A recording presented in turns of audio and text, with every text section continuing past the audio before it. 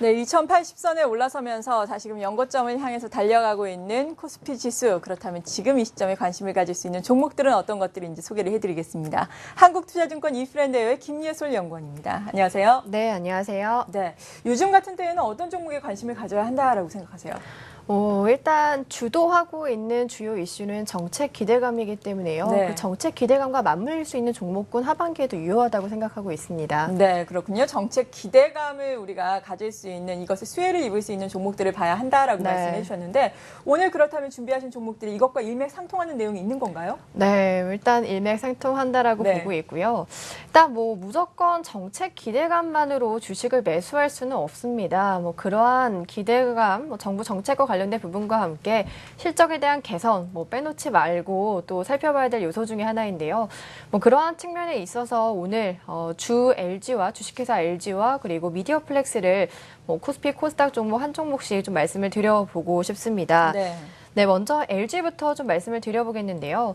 정부 정책 기대감과 LG가 무슨 상관이 있어? 라고 하실 수 있습니다. LG 같은 경우에는 현재 지주사 가운데에서 가장 많은 현금을 보유하고 있는 상황이기 때문에 배당 성향 증가 기대감을 좀 안고 있는 상황이다라고 좀 볼 수 있겠고요.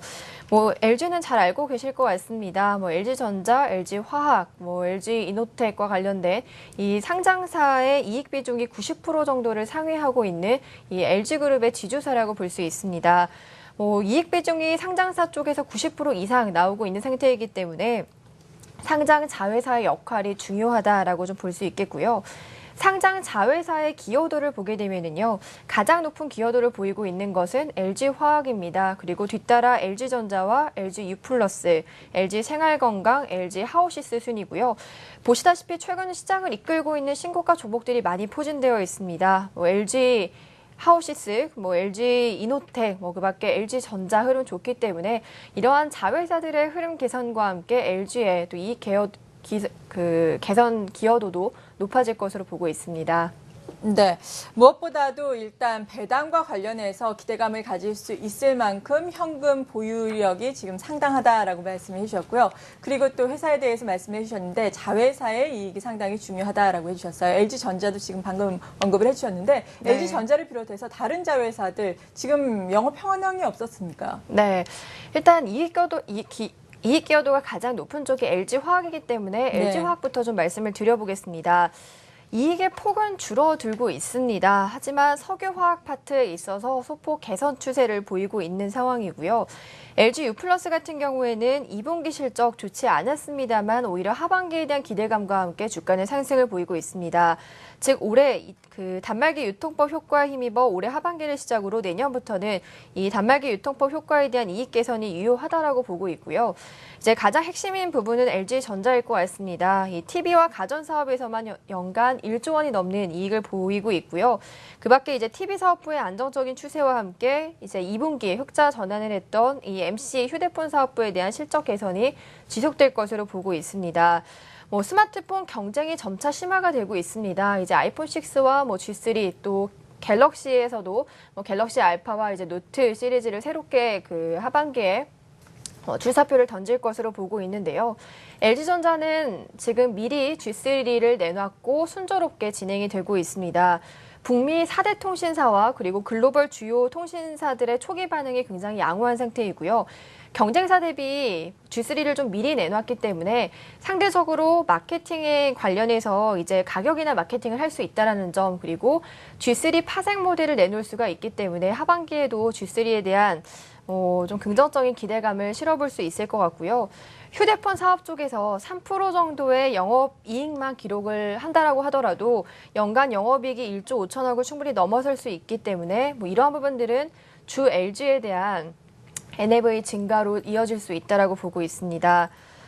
네, 이러한 부분들 좀 말씀을 드려봤고요. 네. 두 번째 포인트로 말씀드릴 수 있는 부분은 배당 확대에 대한 부분입니다. 예. 이 부분이 이제 정책 기대감과 함께 좀 맞물릴 수 있는 부분인데요. 대형 지주사 가운데에서 유일하게 지금 순현금 상태로 지금 진행이 되고 있습니다. 재무구조 상태가 굉장히 양호한 모습이고요. 뭐 그 밖에 최근 또 논의되고 있는 부분이 이 LG의 그 상표권의 이 요율이 인상될 수 있다라는 이슈가 지금 나오고 있는데요. 현재 20bp의 이 상품권 요율이 30bp 쪽으로 인상될 것으로 예상을 하고 있습니다. 인상이 통과가 될 경우에는 약 1,100억 원 정도의 수입이 증가할 수 있고 뭐 이러한 전반적인 요소들이 배당 확대에 대한 기대로 좀 연결할 수 있지 않을까라고 보는 바입니다. 네. 그렇다면 LG 사실 이러한 부분 때문에 네. 많이 올랐거든요. 맞습니다. 어제도 52주 최고가까지 상승을 했는데 지금 그렇다면 어떤 전략이 필요할까? 어느 정도 추가 상승 가능성을 예상하고 계세요? 네, 일단 뭐 LG 같은 경우에 이전에 지금 박스권 상단을 넘어서고 있습니다만 이전의 흐름을 보게 되면은 65,000원대 그리고 뭐 7만 원대에서 사실상 좀 만만하게 접근하실 수 있는 박스권을 형성을 해왔었는데요. 예. 굉장히 오랜 기간 동안 그 저항을 받았던 이 상단부를 굉장히 강력하게 전일자 돌파를 했습니다. 뭐 이러한 부분들이 충분히 저항에 대한 지지 전환으로 이어질 수 있다라고 보고 있고요. 뭐 그렇기 때문에 LG 같은 경우에는 네, 뭐 추가적인 뭐 목표가 상향 조정 가능하다라고 보고 있기 때문에요. 뭐 긍정적인 의견, 목표가 78,000원 그리고 손절가는 68,000원으로 제시드리도록 하겠습니다. 네, 정말 그러네요. 올해 일봉의 차트로 올해의 흐름만 봤을 때는 상당히 많이 올랐다라는 생각이 드는데 말씀해 주신 것처럼 지금 주봉으로 보니까 2012년에 형성됐던 전고점을 지금 강하게 맞습니다. 돌파를 하고 있기 네. 때문에 추세 자체가 바뀔 것이다. 그러니까 주가가 레벨업 될 것이다라는 네. 말씀이시죠.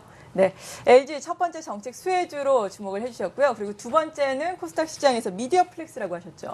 네, 일단 좀 개별주도 한번 소개를 해드려 보고 싶어서 미디어 네. 플렉스를 가지고 왔습니다. 미디어 플렉스 같은 경우에는 주가가 7월 고점 대비 굉장히 큰 폭으로 지금 하락을 하고 최근 21선에 대한 반등이 확인이 되고 있기 때문에 이 자리에서는 조금 접근 가능하다라고 보고 있는데요. 일단 먼저 이 중국 시장에 대한 얘기를 좀 드려봐야 될 것 같습니다. 뭐 미디어 플렉스 오리온이 대주주로 있는 그 영화 투자 그리고 배급하고 있는 회사라고 좀 볼 수 있을 것 같은데요. 네. 뭐 미디어 플렉스는 그 국내 정부에서도 4월 달에 이 중국과 한국 간의 뭐 컨텐츠를 육성하는 뭐 그러한 펀드 기금을 마련하겠다라는 얘기도 있었습니다. 뭐 이러한 부분들과 함께 뭐 컨텐츠 육성과 관련된 정책 기조에 좀 서 있는 종목이라고 볼 수가 있겠고요. 이 중국 시장 진출을 가시화하고 있습니다. 특히 하반기에는 조금 더 많은 컨텐츠로서 중국 시장의 문을 두드릴 것으로 보고 있는데요. 중국은 소득 수준이 지금 뭐 증가로 인해서 세계에서 가장 성장력이 높은 영화 산업 시장이라고 볼 수가 있습니다. 이 국가별 1인당 영화 관람 횟수를 보게 되면은 한국이 4.3회, 그러니까 연간 4.3회 평균적으로 영화를 보고 있고 미국이 4.2회, 그리고 러시아가 1.1회, 중국은 0.3회라고 합니다. 이 소득 수준 증가, 즉 삶의 질을 높이고자 하는 이러한 부분들에 있어서 네. 투자 아이디어를 찾고 있는 현재 시장이기 때문에 이러한 부분들이 결국 영화 산업 쪽으로도 이어질 수 있을 것으로 보고 있고요. 하지만 그 중국 산업에 실질적으로 공급되고 있는 영화 컨텐츠 자체는 굉장히 좀 수준과 그 양적으로도 모자란 수준인데요. 이러한 부분들에 있어서 지금 중국에서는 예전에 그 한국 영화 산업이 발전되기 이전에 좀 보였었던 이 스크린 쿼터제를 현재 유지를 하고 있습니다. 중국 내 이제 자국 내 영화를 좀 더 그 증진시키기 위해서 이러한 법을 지금 제정을 하고 있는데 이러한 부분들을 공략하기 위해서 이 중국과 그 미디어 플렉스가 현재 합작 법인을 통해서 이 중국 영화 시장을 좀 두드릴 것으로 보고 있습니다. 현재 영화의 기획부터 개발 그리고 투자에 이르기까지 이러한 그 인프라 시설을 갖출 예정이고요. 이러한 부분들은 지난 4월 4일에 정부에서 발표했던 이 문화융성위원회 3차 회의 이런 그 글로벌 합작 펀드를 통해서도 좀 더 가시화가 빨라질 것으로 보고 있습니다. 네, 그렇군요. 이 미디어 플렉스에 대해서 중국발 모멘텀에 대해서 쭉 설명을 해주셨습니다. 그런데 영화 이 군도가 흥행을 하지 못하면서 여기에 대한 우려감이 있어서 주가도 많이 조정을 받았거든요.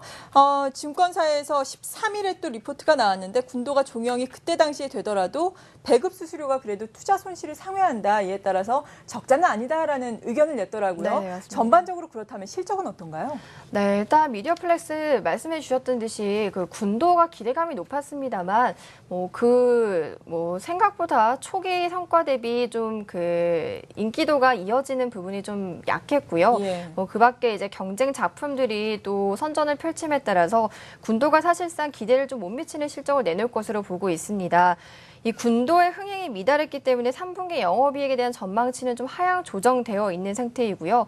하지만 이 지금 신의 한 수가 21억 원 정도의 흑자를 냈기 때문에 충분히 군도에 대한 흥행 좀 저조한 부분들을 커버를 해줄 수 있을 것으로 보고 있습니다. 뿐만 아니라 지금 앞서 말씀드렸듯이 한중 합작 영화를 지금 중국 시장 내에서 공동 저작물은 중국 콘텐츠로 인정을 받고 시장에 내놓을 예정이기 때문에 중국에서 지금 스크린 쿼터제를 유지를 하고 있는 상태이기 때문에 충분히 이 미디어 플렉스에도 좀 플러스가 될 수 있지 않을까 보고 있고요. 한 가지 좀 추가적으로 더 말씀을 드린다라고 하면은 현재 그 업계 1위 영화 배급사입니다. 이 뉴가 올해 하반기에 좀 상장이 될 것으로 보고 있는데요. 이 상장 얘기가 7월 달에도 나왔고 계속 올해 내내 나오고 있습니다만 지연이 되고 있습니다. 항상 이러한 이슈들이 지연될 때마다 실망 매물로서 주가에 변동성을 주기 마련인데 일단 시기 지연의 이슈는 있습니다만 10월 그리고 9월에서 10월 정도 예상을 하고 있는 상태이기 때문에 저점에서 조금 바닥을 확인하고 21선에 대한 돌파 흐름을 보여주고 있는 이 시점에서는 중장기적으로 중국 시장에 대한 중국 영화 산업 콘텐츠와 관련된 부분에 있어서 종목을 찾고 계신 분들이라고 하면은 접근 가능한 영역대라고 좀 개인적으로 보고 있습니다. 네, 미디어 플렉스 코스닥의 중요주에 대해서 도움 말씀을 주셨습니다. 지금 바닥을 잡고 서서히 또 올라오고 있는 중인데 그렇다면 지금으로서는 목표가를 어느 정도나 산정을 해볼까요? 네, 목표가는 전고점 근처까지 일단 단계적으로 전고점에 대해서는 저항에 부딪힐 수가 있기 때문에 매매 좀 저항에 대한 돌파 테스트가 이루어질 것으로 보고 있고요. 목표가는 일단 4,700원 정도로 보고 있습니다. 그리고 손절가는 3,300원 정도를 제시를 해드리도록 하겠고요.